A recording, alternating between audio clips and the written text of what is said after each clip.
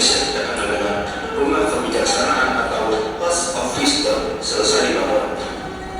Bangunan ini menjadi pusat studi, perpustakaan, sekaligus universitas terbesar yang sangat berpengaruh bagi perkembangan ilmu pengetahuan dunia di masa dinasti Abbasiyah. Tahukah kamu bahwa zaman kejayaan Islam ternyata lahir dari berbagai faktor yang saling terkait? Pertama, pada zaman tersebut, seluruh umat Islam bersatu dalam satu kekhalifahan tunggal sehingga memiliki pengaruh yang sangat kuat. Dinasti Abbasiyah memiliki pengaruh yang sangat besar dalam bidang ekonomi dan perdagangan, di mana para pedagang sampai ke seluruh penjuru. Saat pedagang itu kembali ke Timur Tengah, mereka turut membawa serta penemuan-penemuan dan ilmu pengetahuan baru dari tempat-tempat yang sebelumnya mereka kunjungi. Kedua, mereka dididik khalifah-khalifah yang menjunjung perkembangan sains, logika, dan rasionalitas. Mereka juga turut menjaga kemajuan ilmu pengetahuan serta berkomitmen dalam membangun toleransi antarumat. Di antara khalifah di dinasti Abbasiyah yang paling menonjol adalah Harun al-Rashid dan anaknya Al-Ma'mun yang punya cita-cita mulia untuk membangun peradaban Islam yang menjunjung tinggi perkembangan sains, logika, rasionalitas serta proses perkembangan ilmu yang telah diraih bangsa India, Persia, dan Byzantium. Tanpa peran keduanya, dinasti Abbasiyah mungkin tidak bisa seminar saat ini. Tiga, salah satu penyebab kejayaan umat Islam adalah keputusan untuk memindahkan pusat pemerintahan dari kota Damaskus ke kota Baghdad. Saat masih di kota Damaskus, ilmu pengetahuan Islam mendapatkan banyak pengaruh dari ilmu pengetahuan Yunani dan Romawi.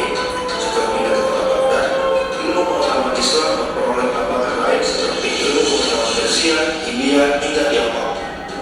Kenyataan ini tidak terlepas dari letak geografis Baghdad yang lebih strategis dibanding Damaskus, yang memungkinkannya menjadi pusat perdagangan internasional karena letaknya di jalur sutra. Karena berada di jalur sutra, Baghdad berhasil menjadi kota metropolitan yang ramai akan pengunjung dan pedagang. Tidak sedikit di antara yang memutuskan singgah dan menetap.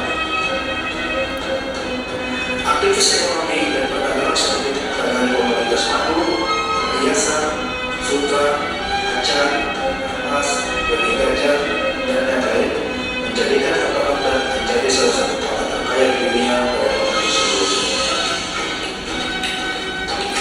Kekayaan ini membuatnya mampu mendukung berbagai proyek perkembangan fintech yang sampai hari ini masih sangat berkembang di dunia. Melalui interaksinya dengan Tiongkok dan melalui perdagangan dan perang, dunia Islam memperoleh akses terhadap teknik pembuatan kertas dari Tiongkok yang nantinya akan mempermudah dan mempermudah proses penyebaran ilmu pengetahuan.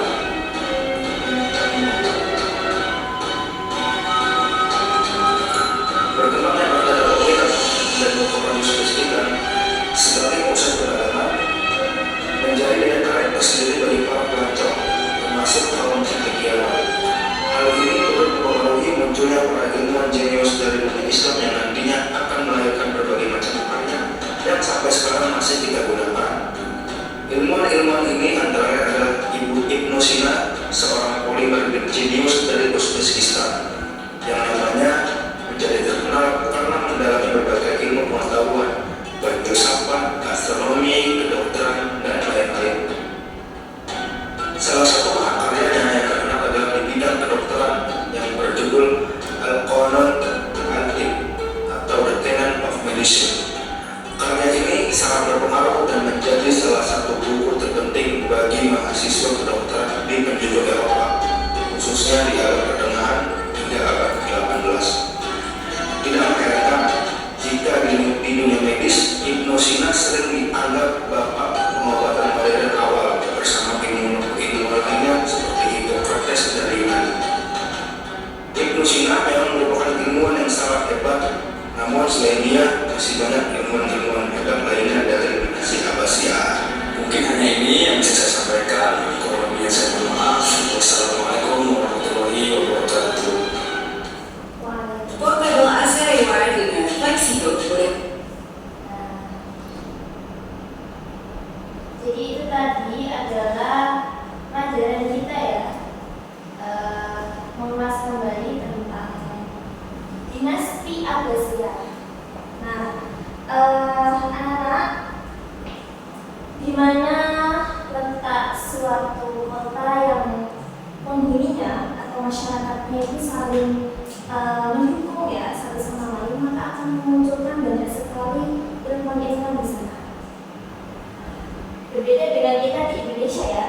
Kalau kita kan sudah tidak didukung oleh pemerintah, kita juga pendidikan kita juga ya sebegitu, tidak terlalu tinggi dengan negara-negara di luar sana gitu.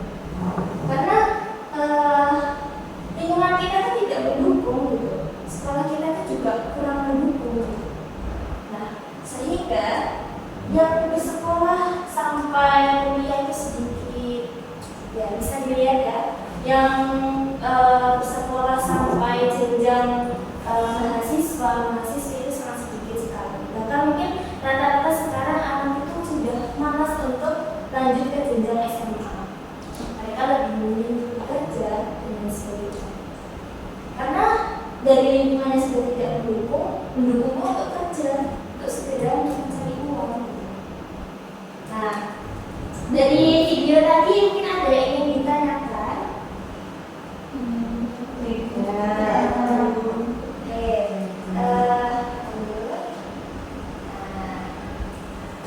Jadi setelah berdiri, pusat pemerintahan dipindahkan ke Baghdad, sebuah kota yang kemudian menjadi pusat ilmu pengetahuan dan peradaban.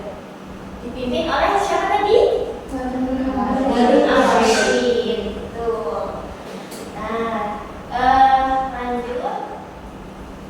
Nah, jadi pada masa Bani Abbasiyah muncul banyak ilmuwan besar seperti Ibnu Sina, Al-Khwarizmi, kemudian siapa lagi? Ada yang tahu?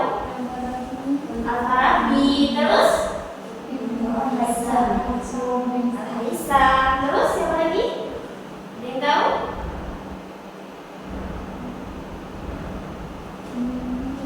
Udah?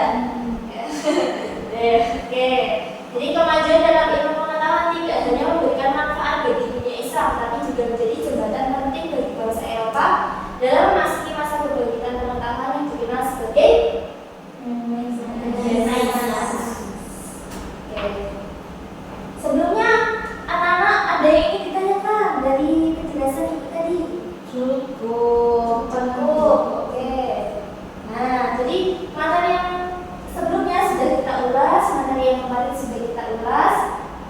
Nah, materi selanjutnya itu kita akan lebih menspesifikkan ya tokoh-tokoh dan karya apa saja sih yang sudah tokoh-tokoh ini berikan untuk kita. Ya. Nah, di sini ada siapa? Mbak Tias? Al-Farabi. Coba dibaca Al-Farabi.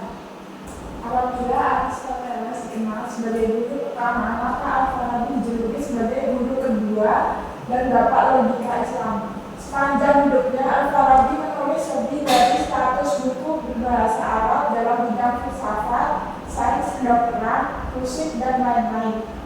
Beberapa karyanya yang terkenal adalah At-Ta'rif, Al-Hami, Al-Musiki, Al-Kabir, Ihsa'u, Al-Iqa, dan Ihsa'u, Al-Ulum, wa At-Ta'rif, Al-Gradiha. Oke, itu adalah karya-karya beliau yang sudah beliau sempurnakan ya anak-anak, yang sudah beliau karyakan ya untuk kita, dan ilmunya sampai sekarang terus melesat, terus dikembangkan oleh ilmu-ilmu modern. Nah, kemudian ada yang mau membaca Al-Khwarizmi? Al-Khwarizmi atau yang punya nama asli Muhammad bin Musa Al-Khwarizmi dikenal sebagai bapak aljabar dunia. Dia menciptakan pemakaian sekans dan phalanx dalam trigonometri dan astronomi. Tak hanya itu, Al-Khwarizmi juga menciptakan sistem penemuan yang sangat penting digunakan pada zaman sekarang. Ya, jadi beliau adalah salah satu ilmuwan dari Baghdad juga. Ada yang tahu lahirnya beliau di mana? Tahu sih. Apa? Baghdad kan? Ya, betul. not bad. Anakku Amanda. Lanjut. Nah, ini dia adalah Mbak Ilma lainnya. Ini mau membaca. Mbak Tias. Ibnu Haytham. Ibnu Haytham adalah bapak optik modern yang mempunyai nama asli Abu Ali Muhammad Al-Hasan Ibnu Al-Haytham. Tulisannya mengenai pengobatan mata telah menjadi rujukan penting yang masih dipelajari hingga saat ini.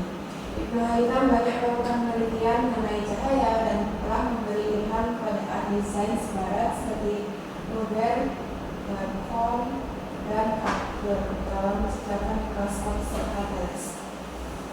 Ya, jadi beliau ini tidak hanya menciptakan mikroskop, teleskop, tapi juga menciptakan kacamata, ya, itu optik pertama yang beliau tekuni itu adalah optik. Jadi asal usulnya kenapa sih kaca itu hanya sebongkah kaca, tapi mata kita bisa dengan jelas gitu melihat. Kacanya diapain sih? Nah, itu beliau adalah salah satu orang yang pertama kali memikirkan hal tersebut. Nah, dari pemikiran beliau itu disempurnakan oleh ilmuwan barat, atau bisa dibilang ya diambil idenya beliau. Jadi yang pertama kali menciptakan itu beliau ini.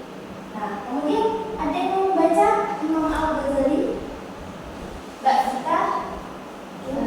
Imam Al-Ghazali adalah tokoh yang sudah terbuka dalam baca filsafat dan tasawuf semasa hidupnya. Sosok ini sering dipanggil sebagai Imam Al-Ghazali dan sangat aktif dalam menulis. Karya-karyanya dalam masalah usul akidah, filsafat, mantik dan tasawuf sangat baik. Nah, jadi beliau juga sudah menciptakan karya yang banyak sekali. Nah, anak-anak, dari keempat ilmuwan ini atau keempat tokoh penting ini, ibu minta kalian untuk mempresentasikan, ya, dipresentasikan. Jadi kalian nanti diskusi dulu berkelompok, kemudian kalian presentasikan. Kalian bisa melihat buku yang sudah ibu berikan atau jurnal, dan kemudian disempurnakan ya dalam presentasi itu. Ya, Bu. Coba mau dihitung 1, 2 gitu ya. Dari Mbak Tias dulu. 1, 2, 1. Oke, nomor 1 kumpul di sini, atau nomor 2 kumpul di sini ya. Ya, Bu. Oke.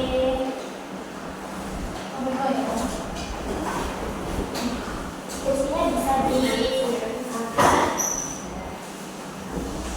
Bikin di tengah juga nggak apa-apa.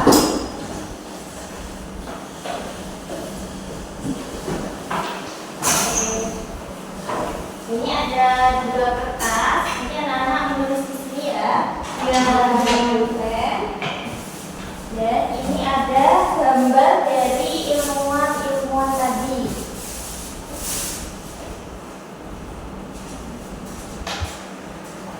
Ada, silakan diambil mau mana?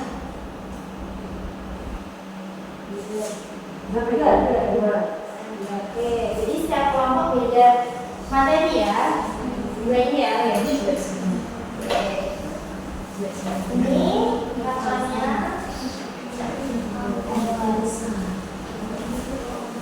Ini videonya.